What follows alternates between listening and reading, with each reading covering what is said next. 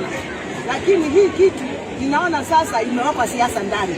Ukiangalia jana wale walikuwa hapa wanafuata huyo ni watu wa Buda kali kwa vijana. Mmeniambia vijana walisema waliotoa gari pikipiki zao mafuta na Caleb ndio wakuje hapa Kangundo wafuate hiyo gari.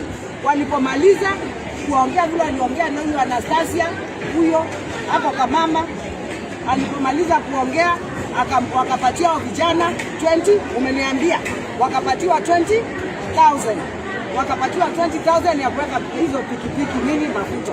Kama nyinyi mnafikiria number 1 kutumia watoto wa watu ni mbaya sana. Kuna company ilifanya kazi Machakos na hiyo company nimeambiwa na watu wangu inaitwa Mavata.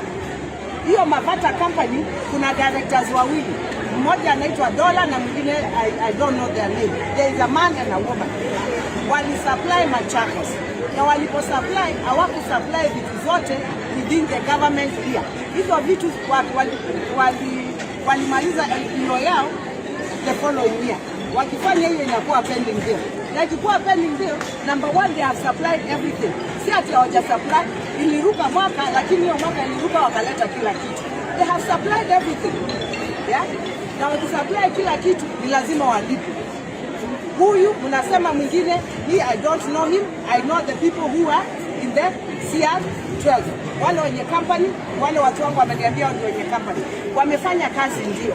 Na hiyo kazi wamefanya iliruka mwaka na kuna wale walimaliza mbele yao. Wale walimaliza mbele yao lazima wafanye nini?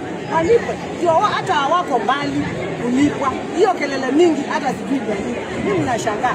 Wengine hapa wanaume hata hawana akili. Let me tell you, I find them very stupid. Because why? Why are you using people's children? Mbona unatumia